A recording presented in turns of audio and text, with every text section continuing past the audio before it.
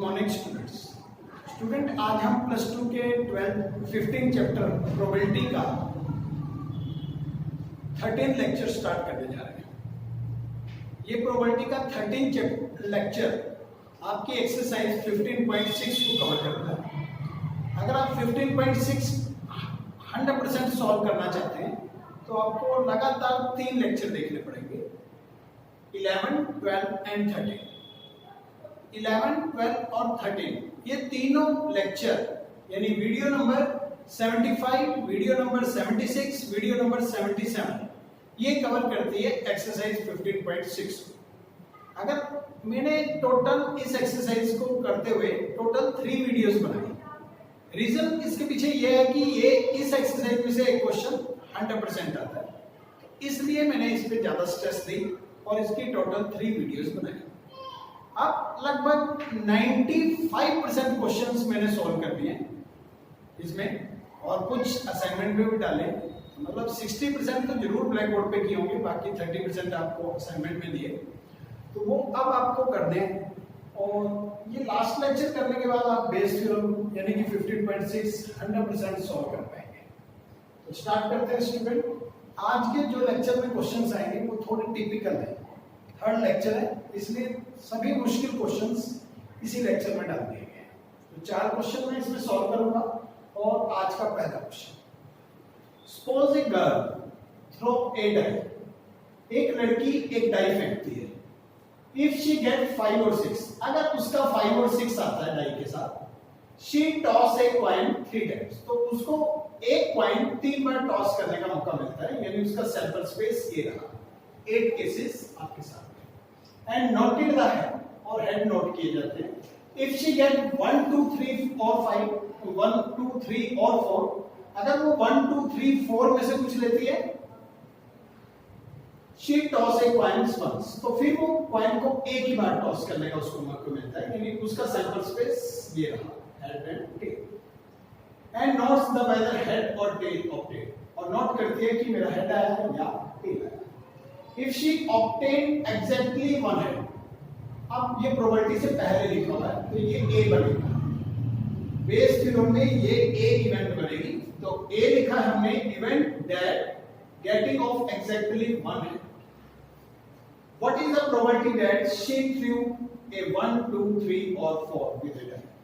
तो जो प्रोबेबिलिटी के साथ अटैच करके लैंग्वेज लिखी गई है वो 1 2 3 4 है, मींस 1 2 3 4 वाली इवेंट्स को और इस इवेंट्स को हम E से डिनोट करेंगे। तो हमने इसको E1 और इसको E2 मार्क किया। पहले 1 2 3 4 मैंने इसलिए नहीं लिखा क्योंकि क्वेश्चन में पहले 5 और 6 के बारे में बात की गई है। आप ऐसे भी कर सकते हैं, इसको इधर भी कर सकते हैं, कोई प्रॉब्लम नहीं है। लेकिन जो मेरा E1 है वो आपका E2 हो जाएगा, फिर जो E2 है वो E1 हो जाएगा।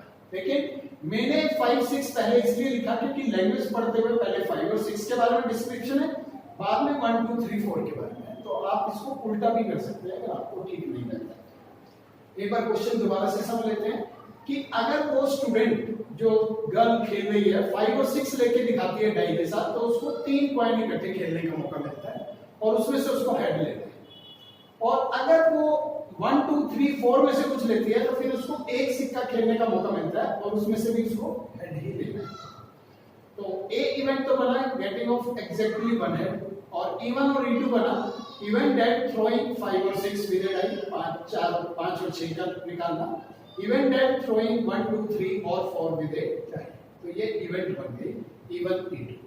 तो बाय बेस थ्योरम अब इसका नाम क्या बनेगा? जो प्रोबेबिलिटी के साथ लैंग्वेज लिखी होती है वो ऊपर आनी चाहिए, तो हमने 1 2 3 4 को E2 नाम दिया है, इसलिए E2 ऊपर आया, और जो इससे पहले है 1 हेड उसको हमने A नाम दे दिया, एग्जैक्टली 1 हेड को, तो E2 by A इसका नाम है। अब बेस थ्योरम तो आप लिखना सीख ही गए होंगे कि अगर E2 है तो सिर्फ E2 वाला ऑप्शन ऊपर आएगा और नीचे दोनों आएंगे, E1 E2 दोनों। तो कैसे लिखते हैं? E2 A by E2, E1 A by E1 plus E2 A by E2। मतलब सही ढंग से तो ऐसे बोलते हैं, probability of E2 into probability of A by E2, probability of E1 probability of A by E1 plus probability of E2 into probability of A by E2। बोलते तो ऐसे, लेकिन हम फास्ट ऐसा बोल जाते हैं कभी-कभी। E2 A by E2, E1 A by E1, E2 A by E1। तो अपने आप समझ जाते हैं, जो नॉन है वो समझ जाते हैं कि क्या बोल रहे हैं। तो अब समझते हैं E2 का क्या मीनिंग है। तो E2 इवेंट बोला गया 1 2 3 4 को लेना। तो फेवरेबल केसेस हैं ये 4 और डाई में टोटल होते हैं 6, इसलिए 4/6 लिखा गया E2 के लिए।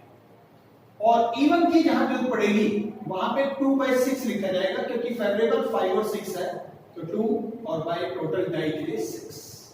अब A by E2 समझते हैं। A का मीनिंग है हेड लेना, और जब E2 आया तो E2 के समय हेड आपको एक ही खेलने को मौका मिलता है और आपने उसमें से हेड लेना है। तो हेड लेने की प्रोबेबिलिटी बनती है 1/2, क्योंकि टोटल केसेस 2 है तो 1/2। तो आपको यहाँ पे 1/2 यूज करना है। और जब आप यहाँ पे बात करते हैं तो यहाँ पे लिखा हुआ है कि हेड लेना है, लेकिन E1 के अंदर। E1 इवेंट में हेड आने के chances only 1 head, exactly 1 head के चांसेस। तो इसमें 3 ही हैं जिसमें एग्जैक्टली 1 हेड है, एक ये केस है, एक ये केस है और एक ये केस है जिसमें एग्जैक्टली 1 हेड है।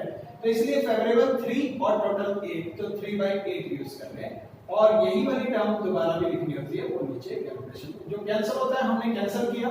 कैंसिल करने के बाद बैलेंस ये बचता है, कैंसिल आप समझ जाएंगे, और ये बचता है। फिर हमने एलसीएम लिया डिनोमिनेटर का, 24 बनता है और उसको कैलकुलेट किया 11/24 और उसका रिवर्स किया तो 24/11 जो कैंसिल किया था कैंसिल कर लेते हैं और 8/11 हमारी प्रॉपर्टी का आंसर आया।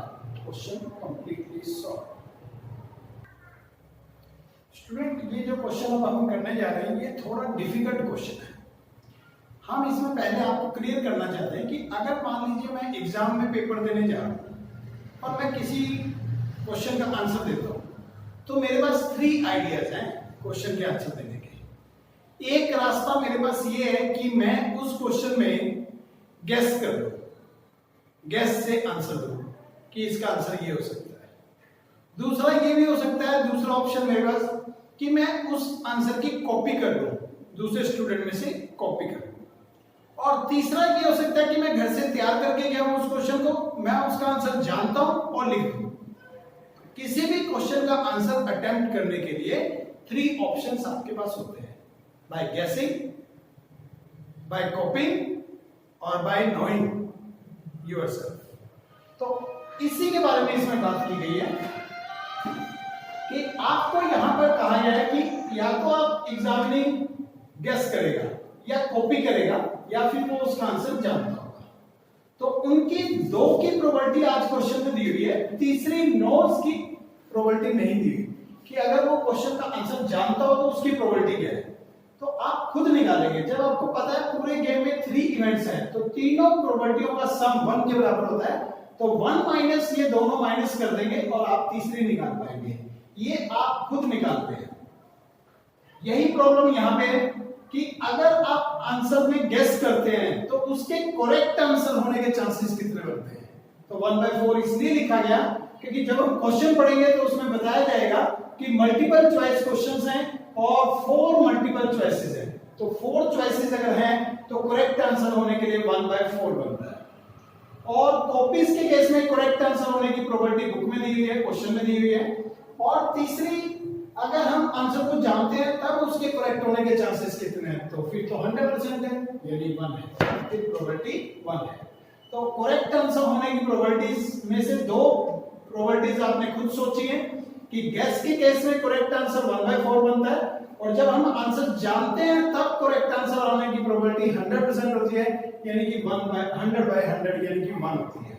और जब आप कॉपी करते हैं तो उसकी बुक में दी हुई है। और कितने परसेंट चांसेस है कि आप पेपर में जाके गैस करते हैं या कॉपी करते हैं या आंसर को जानते होते हैं, तो उसकी प्रोबेबिलिटीज भी बुक में बनी बनाई दी हुई है क्वेश्चन में, 1/3, 1/6 और तीसरी हम खुद कैलकुलेट करते हैं। मतलब ये पोर्शन कैलकुलेट करना, इसको ड्राइंग से बनाना ही मुश्किल है, इसके बाद कुछ मुश्किल नहीं है। इस क्वेश्चन में अगर कुछ दम है जिसको हमने, जिसकी वजह से इस क्वेश्चन को डिफिकल्ट लिखा है, जिसकी वजह से इसको एग्जाम के लिए मोस्ट इंपोर्टेंट लिखा है, तो वो ये सेक्शन है जो डिफिकल्ट बन रहा है।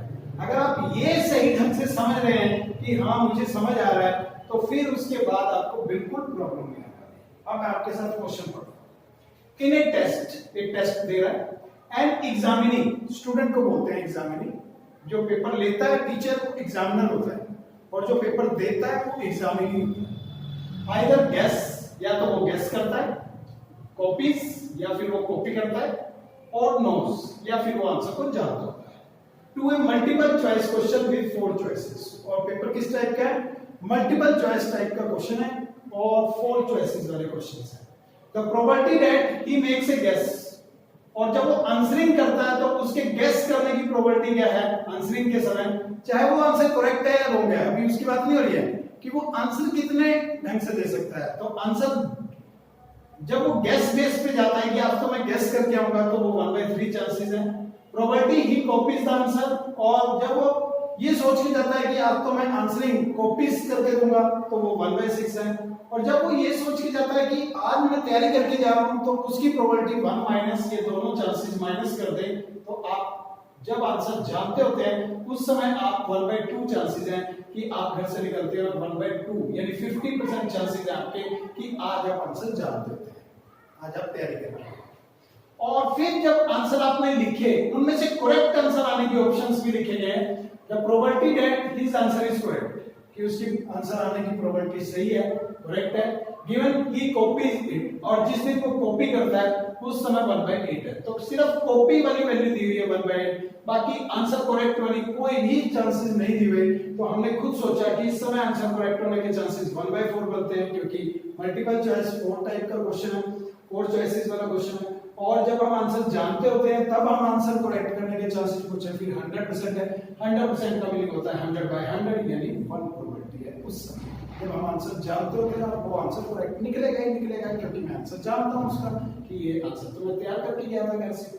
तो even that an examinee guess the answer while answering, तो इवन हमने इसको माना कि जब बच्चा या एग्जामिनी गेस पेपर आंसरिंग करना शुरू करता है, तो वो गेस बेसिस पे कितना करता है, और कॉपीज बेसिस पे कैसे करता है, और नोइंग बेसिस पे कैसे करता है। और ए को लिखा है even that an examinee answer correctly, और आज उसका आंसर करेक्ट होता है, तो उसको हमने ए मान लिया। कैसे पता लगा कि हमें ए इसी को मानना था? प्रोबेबिलिटी के आगे तो आज नहीं लिखा, कॉमा डाल के पीछे लिखा है, आगे भी हो सकता है, कभी प्रोबेबिलिटी के पीछे भी हो सकता है वो सेंटेंस। तो given that he correctly answered, तो आंसर करेक्टली होना चाहिए, उसको हमने ए मानना है। और जब वो आंसर को जानता होता है उसको हमने ई मानना है। जो प्रोबेबिलिटी के साथ अटैचमेंट लैंग्वेज होती है उस चीजों को हम ई मानते हैं। तो नोइंग द आंसर को हमने ई माना, तो समझ आता है कि फिर गेस, कॉपीज और नोइंग, इन तीनों को E1, E2, E3 मार्क करना पड़ेगा।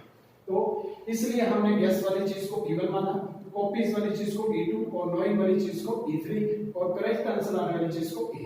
अब बेस थ्योरम में इसका नाम कैसे बनाएंगे कि कौन क्या चीज निकालनी है। तो नोइंग द आंसर को हमने क्या नाम दिया हुआ है E3, और करेक्ट आंसर के लिए A, तो E3/A बनता है। अब E3 प्रोबेबिलिटी ऑफ E3 और probability of A/E3 Bayes theorem सिखाती है, और नीचे सभी लिखेंगे E1 A/E1, E2 A/E2, E3 A/E3, बीच में प्लस डालेंगे। आप कैलकुलेशन सीखते हैं, कैलकुलेशन बिल्कुल इजी है, क्योंकि आज प्रोबेबिलिटीज में ही वैल्यूज लिखी हुई हैं, सभी प्रोबेबिलिटी आपको बनानी नहीं है, हमने सब कुछ ब्लैक बोर्ड पे जो डिस्प्ले किया है ये प्रोबेबिलिटी की फॉर्म में ही किया है। Probability of answering, probability of correct answering. तो आपको E3 फिल करना है, यानी नोइंग द आंसर की प्रोबेबिलिटी फिल करनी है 1/2, 1/2 लिखा गया। और E3 के समय करेक्ट आंसर आने की प्रोबेबिलिटी क्या है 1 है, तो वो 1 लिखा गया। यही ऑप्शन आपको थर्ड में फिर दोबारा से फिल करना होगा, वो फिल किया हमने। और E1 का मीनिंग समझते हैं, तो E1 में आंसरिंग के चांसेस 1/3 हैं, वो लिखा हमने। और जब हम गेस करते हैं उस समय करेक्ट आंसर आने के चांसेस 1/4 है, तो वो लिखा हमने।